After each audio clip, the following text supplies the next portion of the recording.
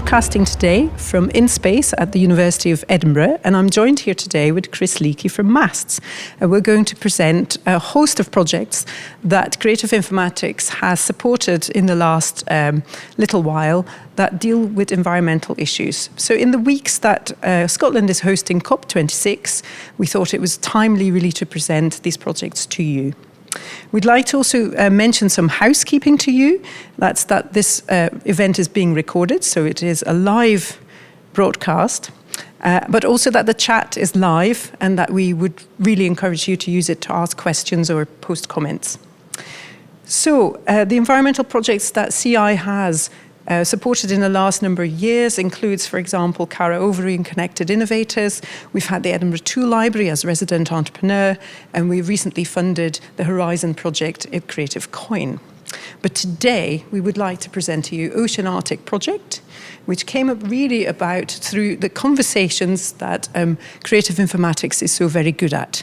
Creative Informatics really has created an incredible network and ecosystems of connections and conversations that enable these kind of projects to develop. So I'd like to hand you over to Chris Leakey from MAST, who will explain a little bit more what Ocean Artic is all about. Great. Thank you, Inga. Yes, my name is Chris Leakey and I work for MAST, which is the Marine Alliance for Science and Technology for Scotland. And a lot of what we do is about trying to increase impact from marine science, and in particular the People Ocean Planet initiative is really trying to engage much more with the public in issues of marine science, environment and sustainability, because what the public thinks and feels really matters, both in its own right but also for how that influences the actions of governments and corporations and businesses. What we want to do is really remain very firmly grounded in the science, but try to engage, inform, inspire, and even empower people in different ways, in new ways, and hopefully reach new people in memorable ways. In arts-based engagement, we felt we had a very powerful tool that we wanted to make much more use of. And this is the basis, really, of the Ocean Artic collaboration and where it came from, trying to do something that, at least for us, was a little out of the ordinary. And I think we found a great opportunity with Creative Informatics and the other partners.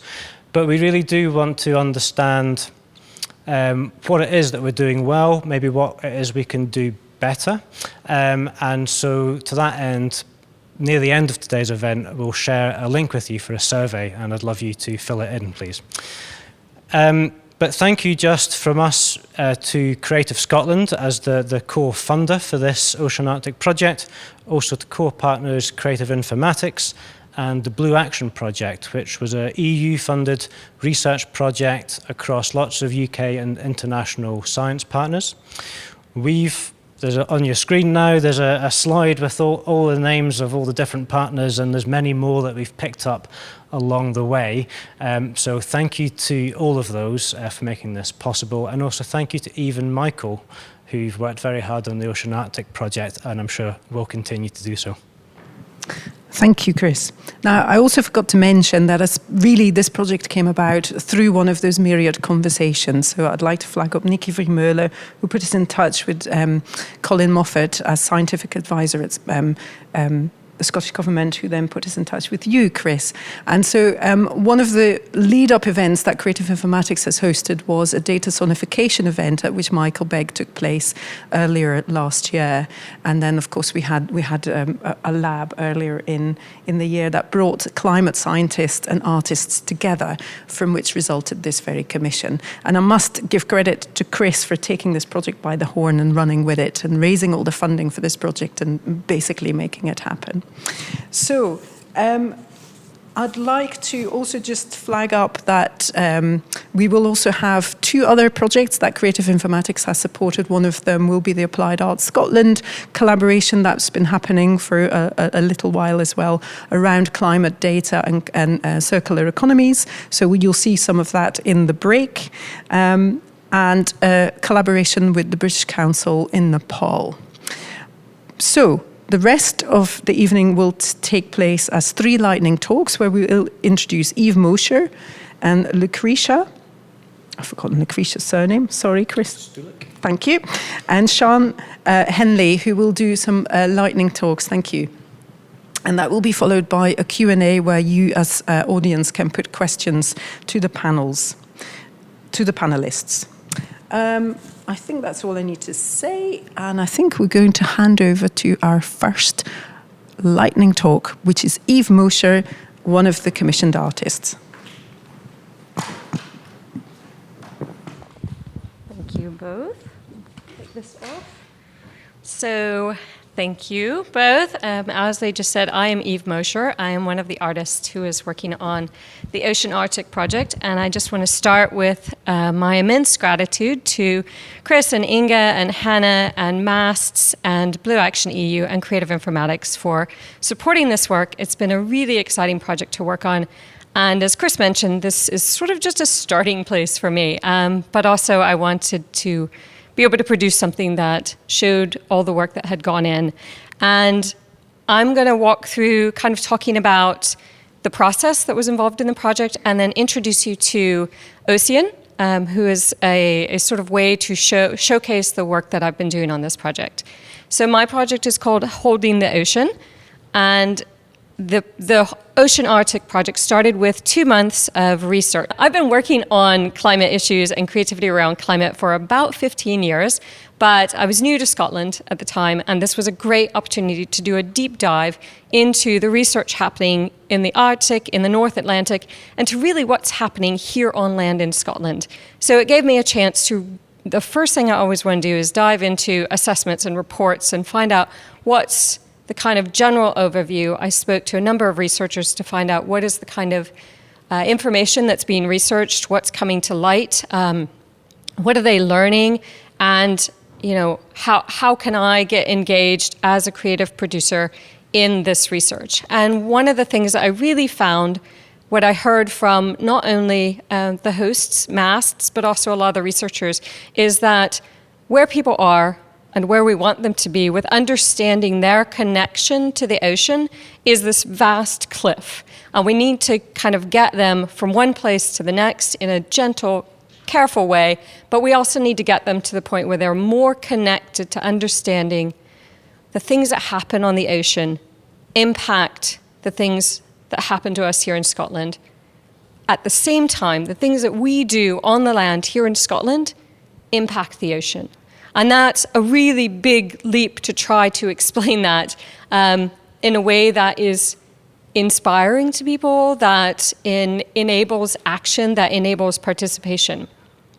So my work has always really focused on how do I create that connection? How can I create an intimate, personal, emotional connection to the data? How do I take the complexity of climate change and turn it into something relatable, understandable, and most importantly for me now, something that inspires action? So part of the thing that I was seeing emerge in the conversations that I was beginning to have with the researchers, I spoke to observationalists, modelers, people doing climate services, so like how can we use this climate data to impact the choices that we make, was that there are actual stories in this data. There are narratives that are very moving and powerful. The researchers have an emotional connection to the data that doesn't always come out in the assessments and the reports. At the same time, the people on land in Scotland, there's such an enormous wealth of fantastic action happening here. People working on adaptation, mitigation, responding to the changing climate in a way that really deserves to be not only celebrated, but connected and used as inspiration so that we can all get involved in the process of responding to the changing climate. So again, I was hearing these stories and I thought this is something that's really important to me. We are storytelling animals, and I want to utilize these stories as a way to connect people. But I also don't want to just have the stories sit in a flat space like a website. I wanted to find a way to make that personal connection to the actual method of listening to the stories. So I happened to be watching a CI lab in the past and saw the team of InChat presenting on their chatbot. And I thought, well, let's try that. This is a chance to give people a chance to explore the stories in a way that responds to their interests, and therefore perhaps will feed up stories that are a little more personally connected to them. So I'm going to show you a little bit of our chatbot, our friend Ocean the octopus, and there's information on the website about why the name Ocean, where he comes from, but I'm going to try and make the video go and talk you through. This is just a little bit of what the experience is like. We've kind of jumped in mid-flow, and I'm in the space where I'm responding to some questions after having listened to some sound pieces. And based on my responses, Ocean is using a little bit of AI to figure out what story might actually resonate with me. So he's thinking about it now, and then I'll pause and let him talk. Well, he's going to feed me a story, so he's not talking.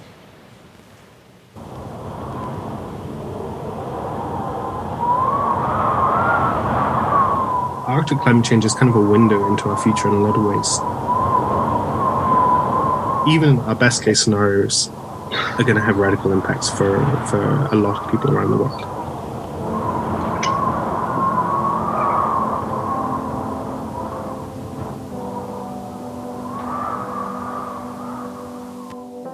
My name is Richard Davey. I'm a researcher at the Nassen Centre in Bergen. I grew up in a really remote place in Scotland with no mains electricity, no mains water, so you kind of felt very connected to nature.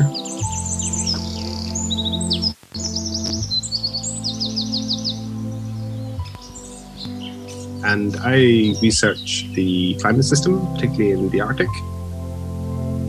My interests include the processes which tie the ocean to the sea ice and the atmosphere in the Arctic, and about predictability, so how we can predict how things are going to change on short timescales, so sort of between 2 and 10 years.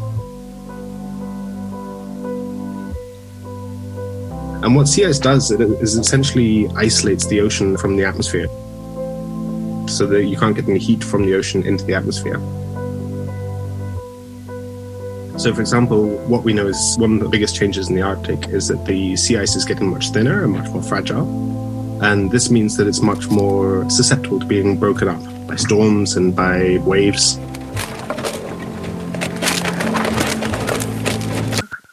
And as the sea ice is getting thinner, you don't have to melt all the sea ice. As it's getting thinner and it starts breaking up, the ocean and the atmosphere have much more exchange. And that a lot about the atmospheric climate, but also that extra heating going into the atmosphere. This can also change larger circulation patterns as well. So it can also change the weather further south.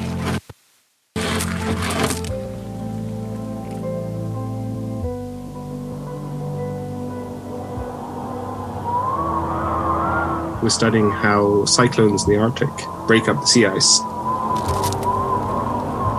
When they break up the sea ice, they get more heat from the ocean, and then the cyclones can keep going for longer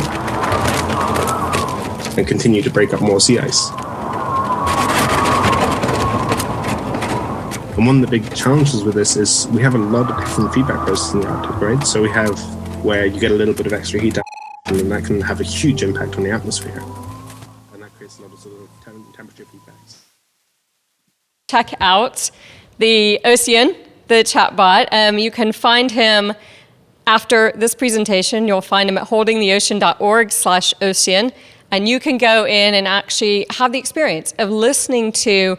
I'm now in the mode of creating audio documentaries, what I call storyscapes, that mix the narrative stories that emerge from long conversations with researchers, with people working on the ground, mix that with sound effects and music to really give a more emotional, immersive connection to the story. So that's kind of phase one. Here are these stories that I've made, and here's a way to interact with them in a way that's really personal. And again, I'll make that live, but let's go on to the next slide. Cam, can you move me on to the next slide? Sorry, it's not going. Okay, so the next phase with this project is to take some of these stories and move out into communities across Scotland and try to work with those communities to pull in their stories and the stories that this sort of wealth of stories that I've collected, and create very local, hyper-local stories related to how do you, if you're in some place like Kirriemuir, how do you connect to the ocean, and how do you start thinking about your agency and your response to the kind of the research stories, the other stories of action and mitigation, and creating an audio and visual immersive site-based response. So this is a part that's in development, but it is about creating these kind of reactive videos in space. So again, this is really thinking about the holding the ocean comes from the idea that the ocean holds a lot of memory, and it holds the power to impact our weather here in Scotland greatly, which means that as the climate is changing, as the ocean is changing, our weather patterns are changing. And as our weather patterns change, there's other things like our access to fish, our agricultural systems, our livelihoods that are all being impacted. But we also hold the ocean in our hands, in that the actions that we take here on land can have an impact on the ocean itself. So it's this dual sense of the ocean holding us and us holding the ocean. I do hope that everyone will take time to go visit Ocean. When it's live, you can get fed personal stories of both the research and the adaptation mitigation. And I just want to say thank you again for this opportunity to do this work. I look forward to continuing to learn and share all of these stories. Thank you, guys. Hi, everyone. I'm Lucreția Štulić, currently PhD student at Alfred Wegener Institute in Germany, interested in climate modeling focused on polar regions. And today I will talk to you a bit about science that was in the background of Michael's music that you will hear later tonight. Before I start, I would also like to acknowledge my dear colleagues Tido Semler and Thomas Rakov, who were either part of the research or supported also this collaboration. I start with a quote by a painter, Paul Klee, who wrote this in 1929, accompanying one of his paintings. One learns to look behind the facade, to grasp the root of things. One learns to dig down, to uncover, to find, to analyze. And his painting, Possibilities at the Sea, uncovers essential elements of the system within the frame: the sun, the moon, the sea, the waves, and objects on the surface, the boat. The arrows, black and white, are pointing to different directions, and they kind of apply different possibilities that might arise from the interplay of these elements in the frame. So, from a physicist's perspective, these elements, solar radiation or downward pulling gravity and tidal forcing, are some of the most essential for setting up oceanic and atmospheric conditions. Similarly, like a painter or a musician arranging notes in the score, we will take in the parts that set the dynamics of the system, and to solve for the possibilities, we will use physical laws that describe interactions between these parts.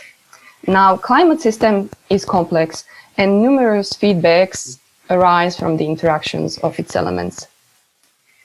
For example, change in the area of ice alters the albedo, that is the amount of reflected solar radiation. So when warming causes ice melt, it also leaves dark water surface exposed, and so less radiation is reflected back to space. Now, this in turn increases the absorbed solar energy and leads to even more warming, which in turn then causes more melting. So this is a typical example of a positive feedback loop, which is already at play in the Arctic due to the greenhouse gas-induced warming. Climate models need to account for all of these interactions and feedbacks between atmosphere, ocean, and ice elements by solving a system of equations on a 3D grid. Equations that are solving are those basic equations from classical physics: conservation of momentum, energy, and mass. Due to the increasing computer power and better physical understanding, climate models are continuously evolving into even better representations of reality.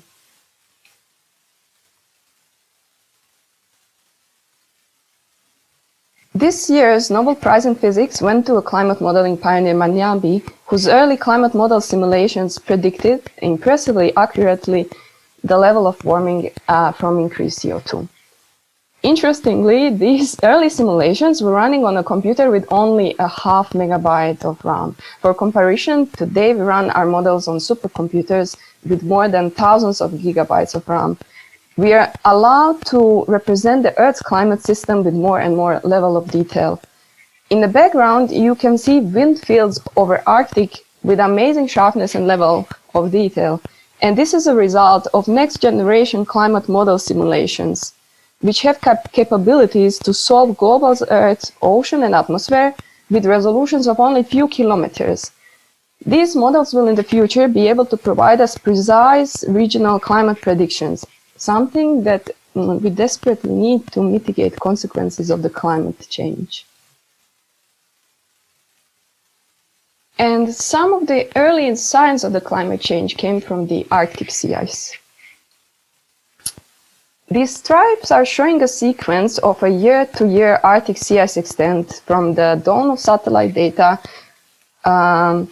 in 1979 to present day. Darker the color of the stripe, less ice, with darker stripe or clustering within the last 20 years. Over the last 3 to 4 decades, the Arctic sea ice extent declined by 40% in late summer, and it decreased its thickness or volume by as much as 85% in the same season. Moreover, the Arctic has warmed at more than twice the global rate for the last 50 years, which accounts to something like 4 degrees. So if the Arctic climate itself is changing that strongly, what consequences does it have for the northern mid-latitudes in which we live in? The data that is used to create the music that you will hear tonight is a result of a climate model experiments created to understand the influence of diminished Arctic sea ice on atmosphere and ocean in the northern latitudes. To understand the consequences of the Arctic sea ice on other parts of the climate system, we carried idealized simulations using Atmosphere Ocean Sea Ice Model, AVCM, and in these experiments we reduced Arctic sea ice thickness by 80% in the beginning of summer. This allowed us to create ice-free conditions in summer, a situation that we might witness even during this century. We used an ensemble of 100 simulations to deduce a likely response to reduced sea ice. This resulted in a large amount of data from millions of climate variables.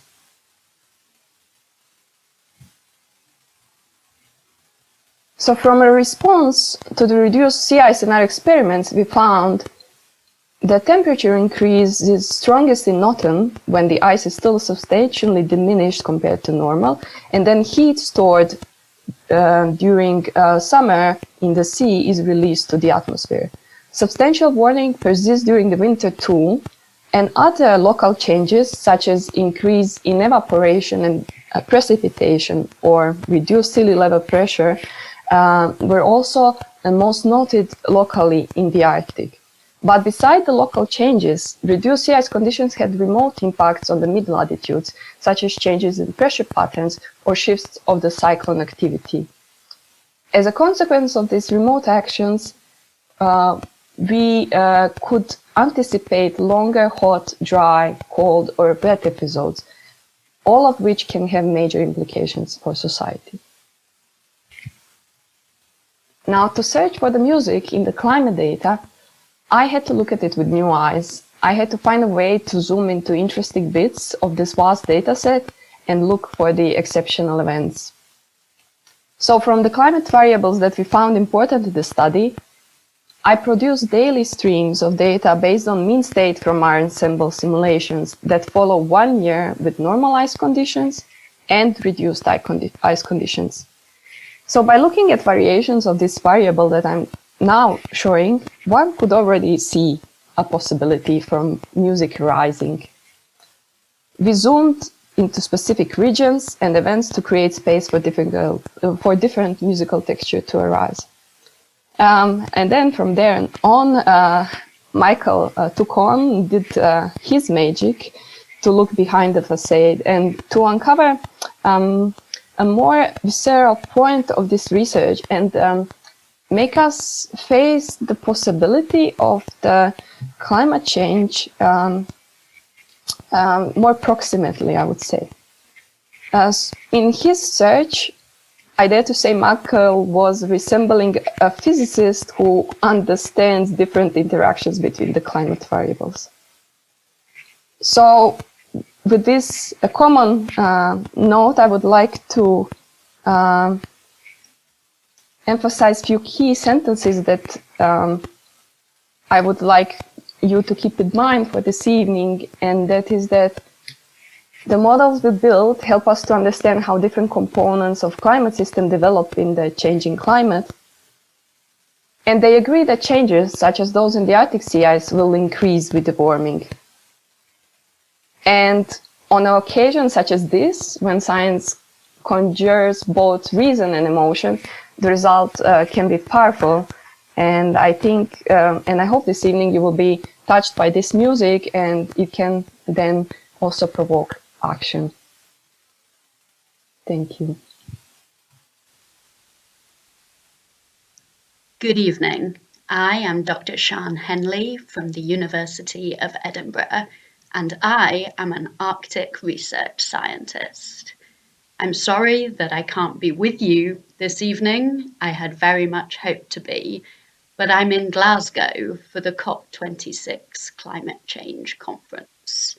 So I send this video in place of being there in person, and I wanted to just spend a couple of minutes telling you how important and how magnificent the Arctic region is. So the Arctic is so important because it is a bellwether for planet Earth.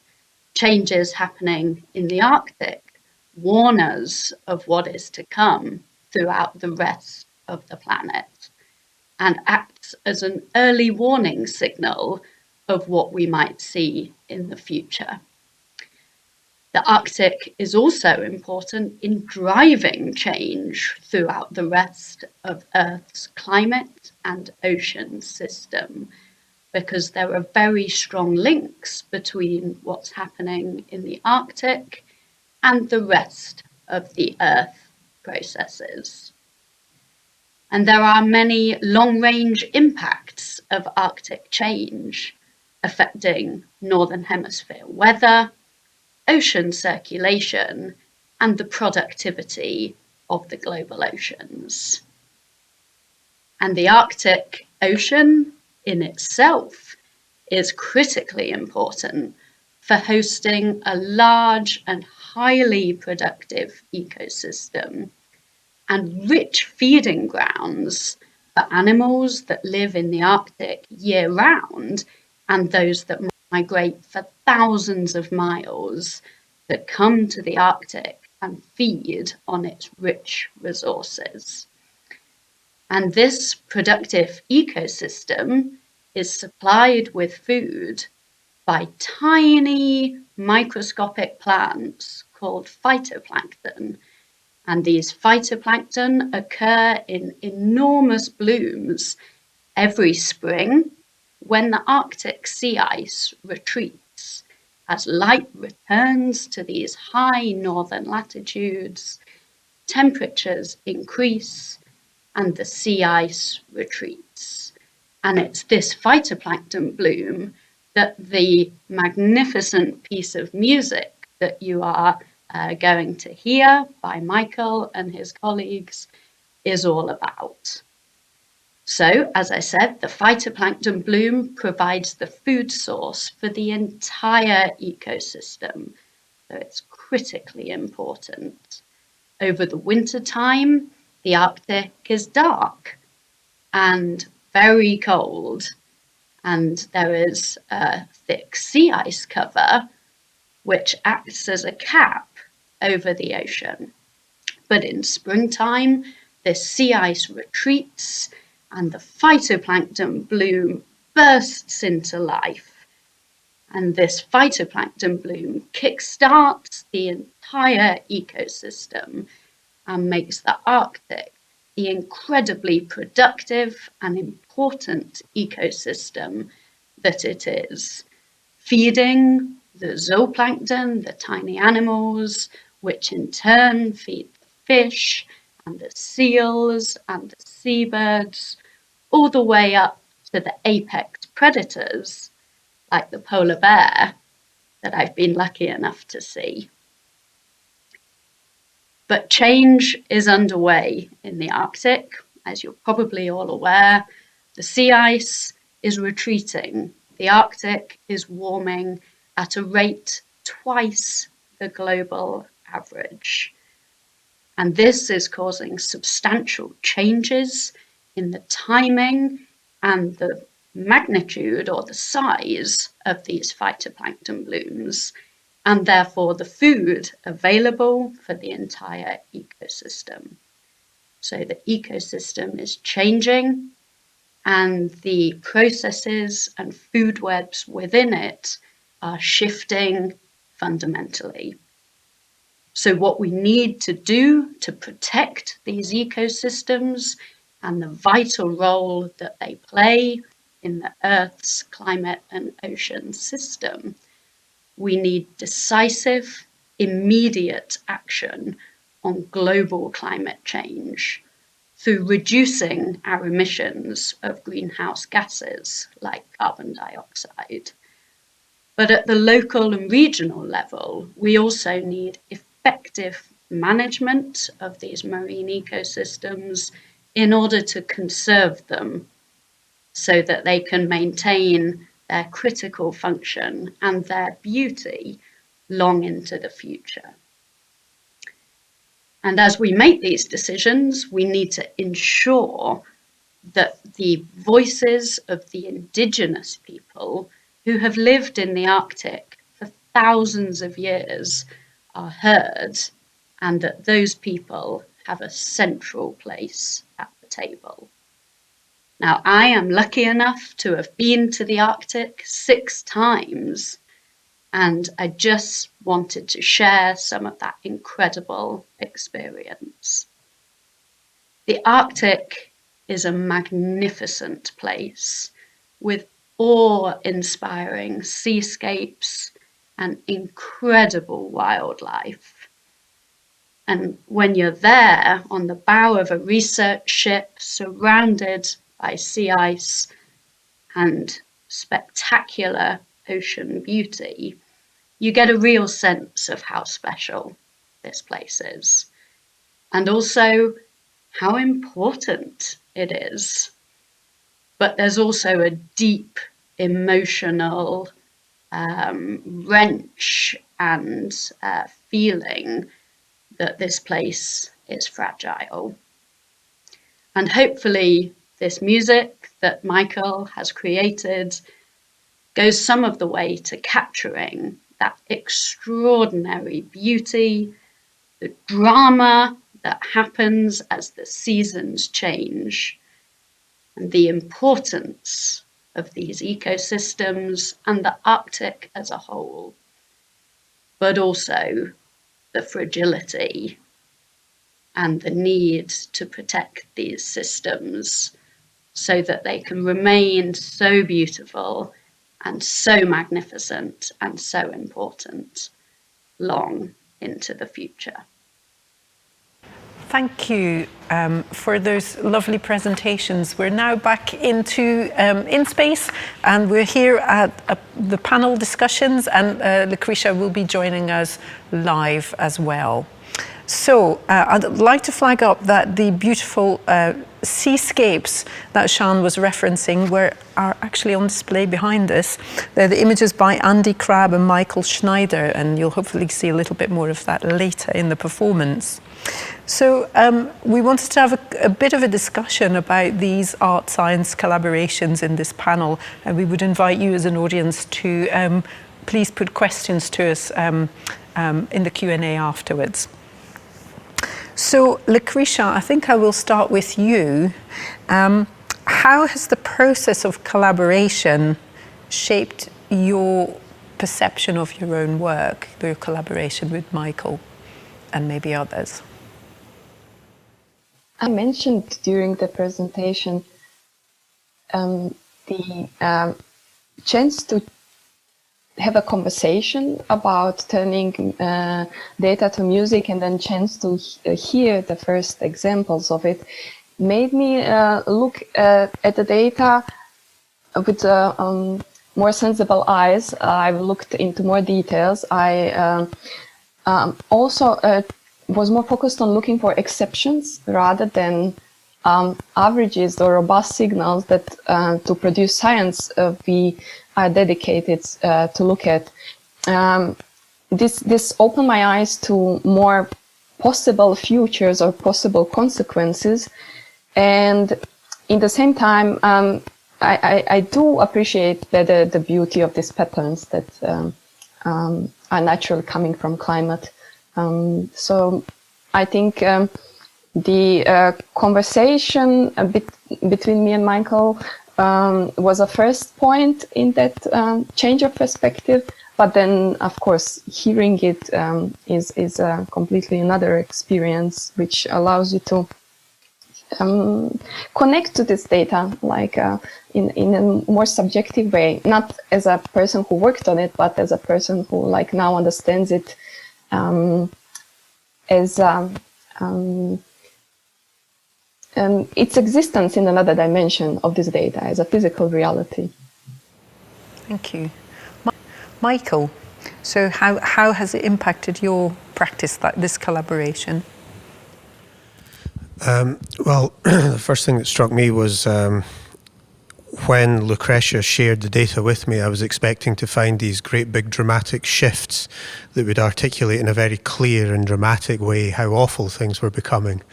And I was expecting to have to compose something that had huge, great walls of sound that came crashing down and showing how unstable everything had become. And that didn't happen. What happened was a new realization about how arrogant we are to assume that these changes that we're making are causing these huge changes in nature. What we're doing is changing the variables in a small enough degree to cause us to become extinct, but the planet will find its own way of adjusting. These measures are very small. I mean, we can't go more than a day without the news alerting us to that we have to keep things no more than 1.5 degrees hotter than where they are now. Oceans are going to rise by 2 meters. Well, I mean, that's the height of a very tall man. And yet those very small measures mean the difference between us staying or finishing. And so that change for me, it was more a celebration of the complexity of the balance, the fine edge, the delicacy that we're on just now. And I thought that was that's what the data said, so that became the truthful, authentic voice to take when composing the work. So I think we've discussed this before, but Michael, you very much use data as the raw material which you then use to compose your compositions. Whilst Eve, you take a different approach to climate data. Yeah, I actually, I find the stories of the people doing the research to kind of be the point of engagement. So as I was talking to the researchers and they were telling me, the data that they're looking at, they're also giving me a real story to their process of looking at the data, how they understand the data. And, we often encounter data in these mediated environments of news media or argumentative spaces. And really, as Michael's saying, there's a lot of layers of complexity, but to hear the researchers talking about it, you can really hear their emotional connection to the data as well. And I think that's important for all of us to find that emotional connection to the research, that place that moves us. And I think certainly creativity can do that as well. But I really found that in talking to the researchers, it was like a dream job. It was fascinating to sit and have a cup of tea and talk to researchers for an hour. They were so generous with their time.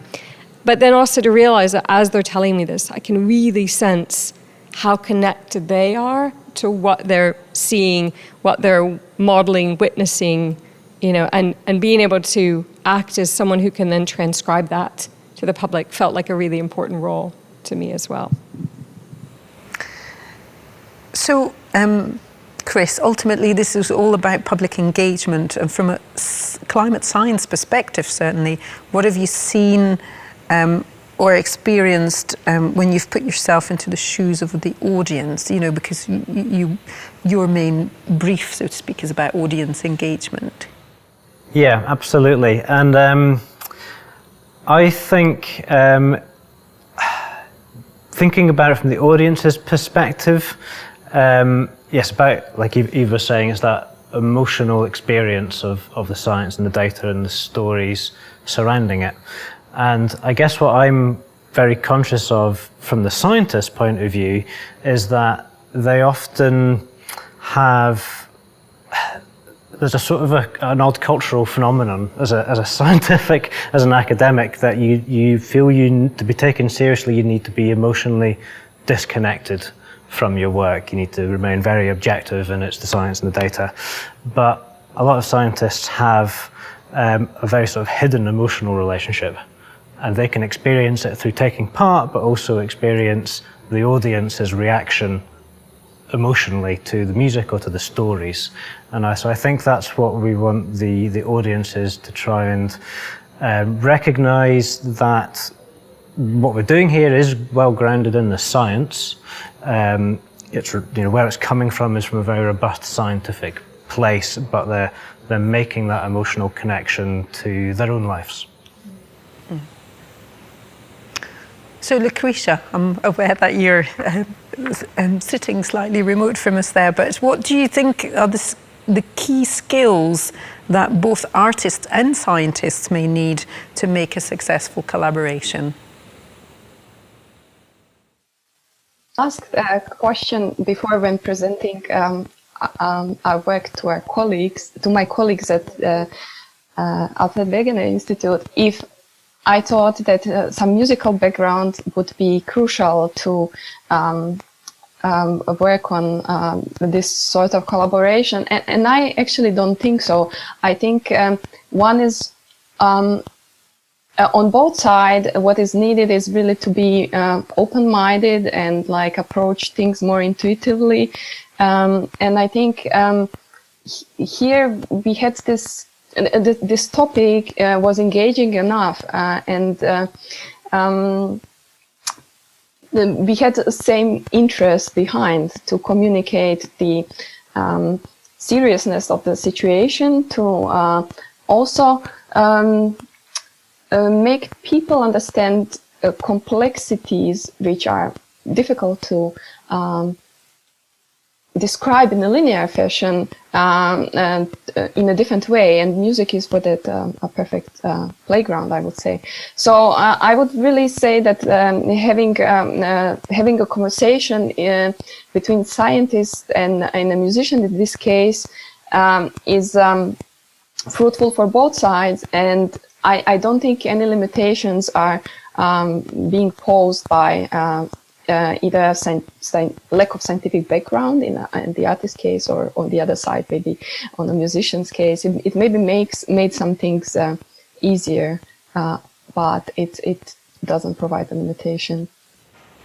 Thank you. So Michael, you've mentioned before about data being the common language between artists and scientists. And I think one of the key issues that we have at Creative Informatics, the question we get asked all the time, well, what is data? And what form does it take? So you take data in its rawest form, and kind of, can you explain that process a little bit more for those of us who don't know?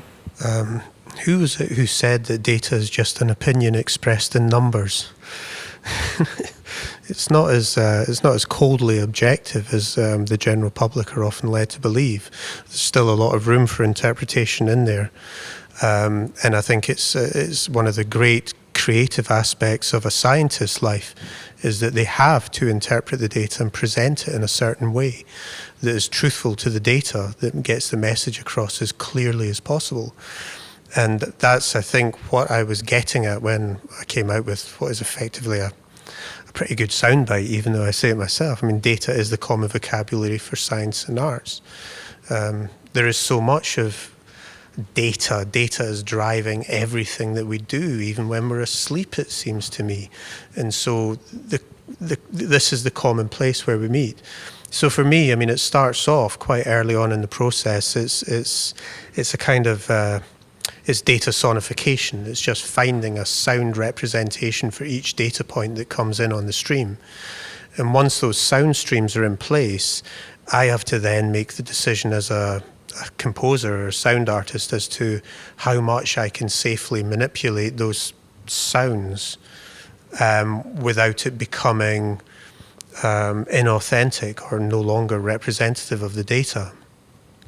So the curious thing with this, I mean, what you'll hear tonight is a transition in the data from Arctic night, so the period round about December and January when there's very little to see going on. And the journey will take you through to Arctic day. And we'll fix on a couple of little narrative episodes in that journey, the spring bloom that Sian Henley spoke about, and also these very curious air pressure anomalies that happen in January with reduced ice, which then go on to impact what happens with our summer storms, our unpredictable weather surges, our floods, our droughts elsewhere, can all be mapped to some of this activity that goes on. Now, some of that data that comes out can just be left more or less as it is, and it still makes a perfect musical sense and explains that narrative very clearly. Whereas other bits where maybe there's a little bit more atonality that's going on, and it doesn't make musical sense, it doesn't rest easily on the ear, and I do have to push things about there. So it's, I mean, for me, it's using the same data that the scientists do, and I'm using different ends, different processes to try and realize the message in that data. I'm doing it as a sound artist. I report my findings as music. Can I just jump? It's listening to that, and I'm thinking that's exactly what I'm doing, but different, because I'm using the words, the stories, and sort of taking this hour-and-a-half-long conversation and trying to get the essence of it and stay true to it, but also kind of pushing some things around and rearranging some things in order to make it sound more like a narrative story. But there's so much in what you're talking about, which like, oh, that sounds like what I'm doing. Kind of resonates with me. Sorry. No, and I think that sums up the duality really of a lot of the work that happens in creative informatics, is where data is used as the kind of raw material in itself, as Michael's been using it, and then maybe more as a kind of narrative and informing the things as you're using. Now, Chris, so one of the things we've talked about in these art-science collaborations where, you know, you've said before the scientist has to be seen or has to be objective in its, you know, in presentation of the data, but also in how to talk to the world, whilst artists have more of an artistic license and have the kind of the license to trespass in some way in terms of in other domains. And does that cause tensions, do you think, or can that cause in the representation of the data when you want that data to be faithful? And then obviously there's the creativity at play as well. Yeah, no, I think that's a really important question actually, and I think it will be very particular to every artist and every scientist and every collaboration, how far they go. I guess so. How can I express this? So some outputs I've seen from art science collaborations are the data, the science is still very visible, it's on the surface. It's the connection between the scientific origins and the creative output is very clear. In others, it's much more abstract. And that's fine for a lot of people. But there will be a lot of scientists who are maybe less comfortable with it being taken to that abstract place where the science becomes more hidden. And I think that's just for collaborating scientists and artists to work out for themselves what's their comfortable space, how far can they stretch it, that sort of creative trespass, as you call it. But I also feel that actually artists and scientists in some ways probably have more in common than they will often realize. I mean, I think in Michael, I see an artist who, in his handling of data and software, has quite a scientific process. And actually, in Eve as well, not in a sort of a hard data science sense, but as a sociologist. You're a social scientist in many ways. And so I think it takes time to work those relationships out, I think, in collaborations, but that's what makes it exciting. Mm-hmm. I think maybe one of the things we could come back to is also the fact that COP26 is happening and that the scientists, the IPCC reported that the science is unequivocal now, but that really there is quite a significant role about engendering that climate, the kind of culture change in a way, the kind of accepting that the data is so, and what do we need to change, and really the role of the arts and humanities in general in making the message of the science clear. So I wonder if any of you have any kind of feedback on that before we. Well, you know I do. Okay, go for it, Eve. I also think that the role of the arts is really the ability to show what's possible, right? So we've done a lot of understanding where we're at. I think there's still a lot of knowledge transfer that can continue to happen around that because there's new science coming out all the time. The data that Michael's working with, I didn't know. A lot of the stories that I heard with my researchers, I didn't know. So there's still a value in that. But there's also a space for artists to create space for imagination and imagining what's possible, right? So as we understand the climate research, we also need to know what to do with that. So now I know what's happening climate change-wise. It feels overwhelming. What can I do? Well, here's a palette of what your world could look like. Here's a space to get imaginative and reimagine a changed world. And what does that look like? And how can we get playful with putting out what's possible? So that's my opinion. Thank you. Well, I've just been told that we have some questions coming in from Elizabeth Mills. What was the most joyful moment for you both in your work and collaboration in this project? When the scientists said yes and that they would agree to work with me. It was a leap of faith on their part, and so I'm eternally grateful to them all for that. But also, I think, and I'll loop it into just a tiny little bit on the last bit there, is if scientists were going to feel ill at ease when things start getting pushed to the abstract, they should come into my studio maybe a week or so after I get the data, when the data is very pure and the software is very raw and all it's doing is outputting unmanipulated sound. And that's pure science. That is sonification, and they could get something from that, I'm quite convinced. It's the next part, when I did get to manipulate it and when I did get something that sounded musically robust, and I had to pluck up my courage and let Lucretia and Tito and Thomas and then later Shan hear it and get such a positive response from them. It's just that something had landed full square and it had made an impact. And also the email from Hannah Grist, your colleague through in Oban, when she said it was strangely beautiful to hear environmental change, but very unsettling as well. And I thought, well, that's both the intended bases covered. So I was very happy to have upset her. Great. I think that there's no more questions. Nope. I think we might need to wrap up.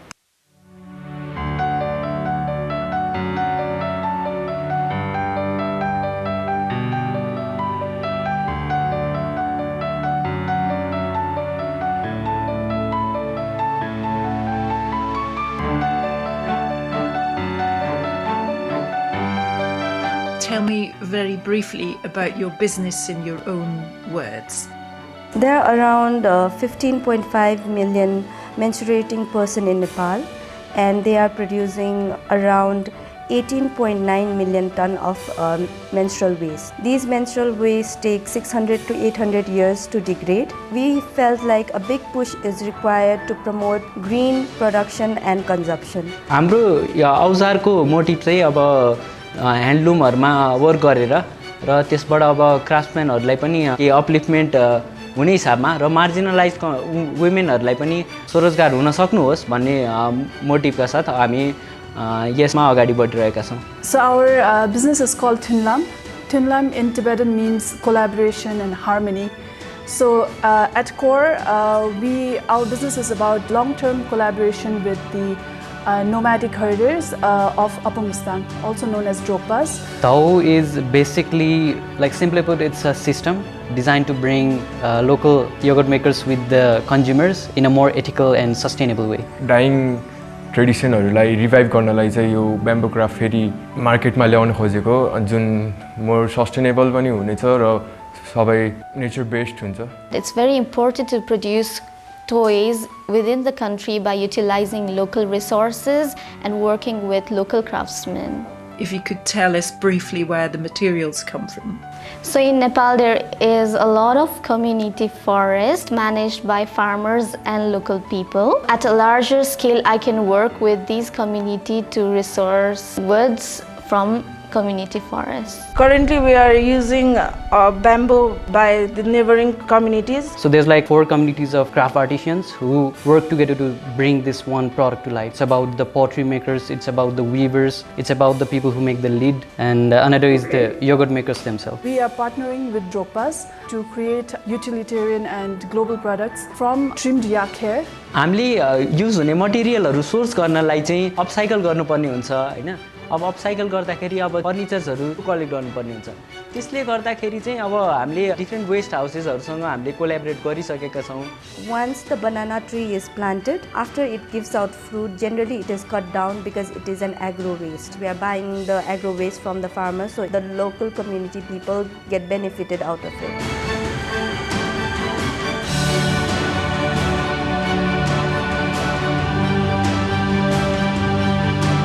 People are going towards plastic packaging. I think that's where this whole conception of this, how it came to my mind, that craft artisans are losing their jobs. There's like single-use plastic culture is increasing in the community itself, and that was when this solution actually came. If you can only bring that people back to this idea of reusing, then I think that will be the greatest value to us. Now we are in the weaving process. So we'll be doing rugs for now, and next would be furnitures. We are listening more than we are telling them what to do. We are partners rather than buyers and sellers. So we will be sourcing the materials from them, but we'll also be giving them the job of making it into a yarn and even the finished product. Profit चाहिँ main आउने भनेको प्रत्येक unit बेचेपछि मसिन त्यसको थ्रुबाट आउँछ. Profit चाहिँ सबैले आफ्नो पोइन्ट अफ भ्यूबाट ग्यादर गर्न सक्नुहुन्छ. सबैलाई विन विन सिचुएसन क्रिएट गर्ने मोटिभको साथ चाहिँ अगाडि बढ्ने छौं. While we set up factories or set up operation in their communities, the women in the local group are also getting employment. So they are actually encouraging this process. We are giving work to the people who is already existing there, and we are utilizing their own resources and converting it into a product which will be benefiting for them. Our traditional आर्टहरु सबै उनीहरुको टेक्निकहरु राखेर अब जस्तो वीविङ टेक्निकहरु राखेर चाहिँ अब त्यसलाई चाहिँ कसरी चाहिँ रिभाइभ गरेर चाहिँ नयाँ मोडर्न फर्ममा लिएर आएर चाहिँ जान लागेको एउटा ट्रेडिसनलाई चाहिँ मार्केटमा कसरी प्रेजेन्ट गर्न सकिन्छ भनेर हामीले त्यो प्रोजेक्टमा काम गरिरहेछौं. What we would like to do is replace plastic, create alternative choice for the consumers. They can make responsible choices regarding our planet. सबै प्रोजेक्टहरुमा चाहिँ उहाँहरुको चाहिँ अब उहाँहरुले आफ्नो आइडेन्टिटीको कुराहरु चाहिँ नि अगाडि चाहिँ आउँछन् यसमा. Having this stretch of time for the mentorship period has also allowed them to reflect on all of the processes that they're doing and identify what they need to do next. The time that we have with mentorship and incubation program, what they also thought about is the product, not just about the product, and they also thought about what is the adding value, because we cannot just say, okay, this is good for climate, this is good for people, this is good for environment. We have to make the product sell. So there should be a value added to it. So this led them to rethink what is it that we need to add value that people will see benefit, not just for the planet, not just for the environment, but as a whole for themselves as an individual as well.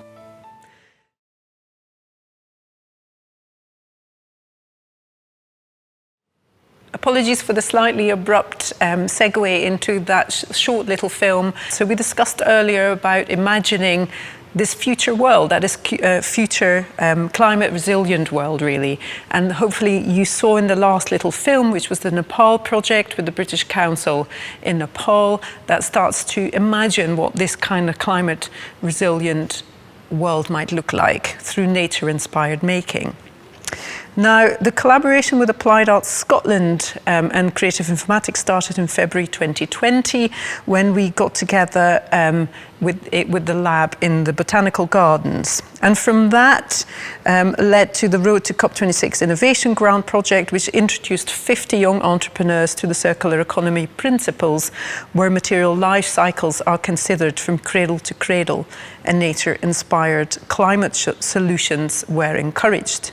So what you saw in the film were the 6 ideas that won the funding to actually progress them to a viable product for them to take to market. Next, we're going to introduce a short film about Closing the Loop group of Scottish makers, which was set up in the wake of the CI studio to keep dialogue going around the circular economy. We use the lens of the quintuple bottom line, where purpose-driven businesses generate profit for the benefit of people, planet and place. I'd like to also flag up that a generous RSC grant introduced the Nepali and Scottish creatives and made these short films possible. So I'd like to just introduce you to that little film before whilst we have a little break. So see you in about 5 minutes.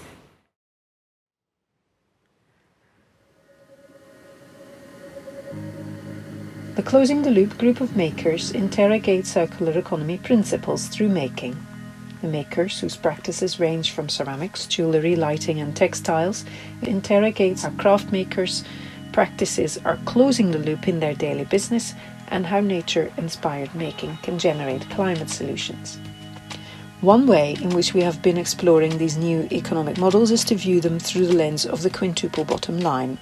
And whilst the quintuple bottom line in business studies might refer to the 5 Ps as purpose, people, profit, planet and progress, we have adapted this here to account for the importance of place to economic, social and environmental well-being.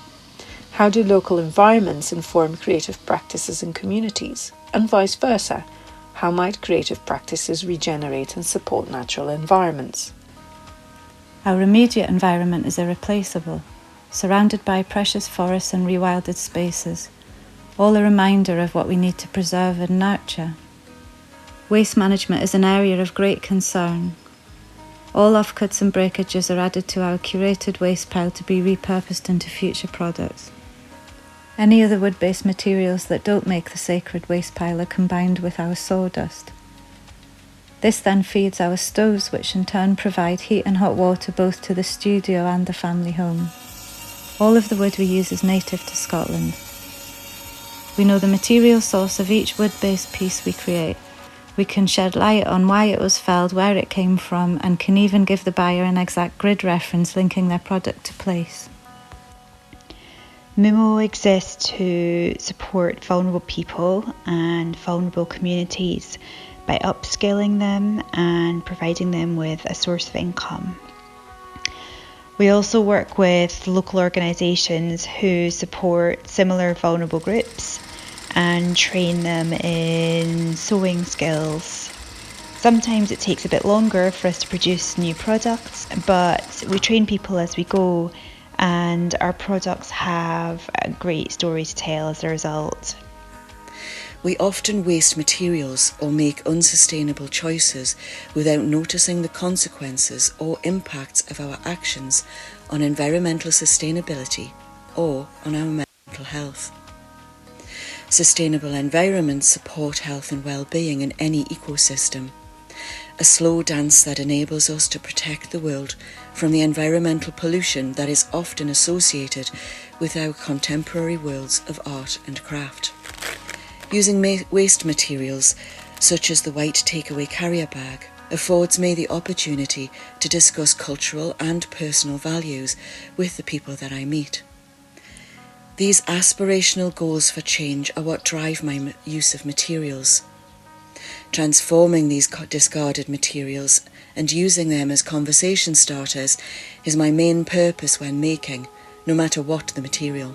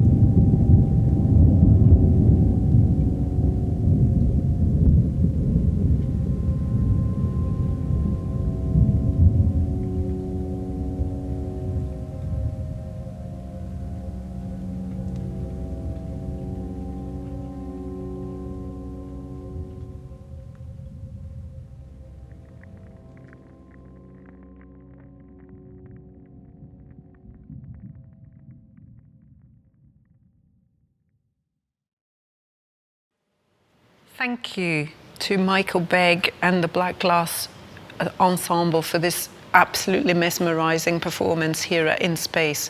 We'd also like to say thank you to InSpace for hosting us here tonight. A massive thank you to Chris Leakey and his team at MAST for making this incredible project, Ocean Artic, a reality. So this lab then has brought together diverse creative engagement with what climate change means, both emotive responses and shifts in creative practices. We'd also really like to highlight to you the kind of next steps that are happening. So for one, the Black Glass Ensemble will be performing at the Queen's Hall in January. Eve's chatbot will be launched formally next week, so please keep an eye out for that. The projects that we showcased you at Applied Arts Scotland Closing the Loop and the Nepali projects will be on show at After the Pandemic in Glasgow at COP26 next week, so check that out. And we will be having a follow-up event around that in January as well. So we would like to just thank all the numerous performers, all the people involved in making this quite complex project happen today, and the organisations that have made this project possible. Chris, you wanted to highlight the survey as well, so if you wanted to. Yes, please, thank you. And I'll just extend my thanks as well, and certainly the hairs in the back of my neck are very much upright and probably will be for a day or two. And yes, the survey link is, you see the QR code on your screen now and will be put in the chat function as well. We'd be delighted if you would fill the survey in, please. That would be a fantastic help to us.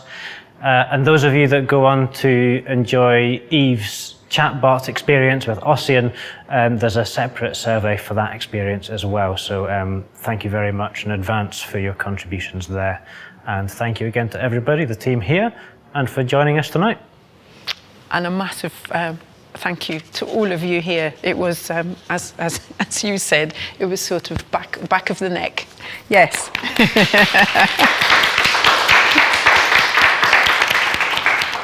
So that's it for the CI Labs for this year. We hope to see you in 2022.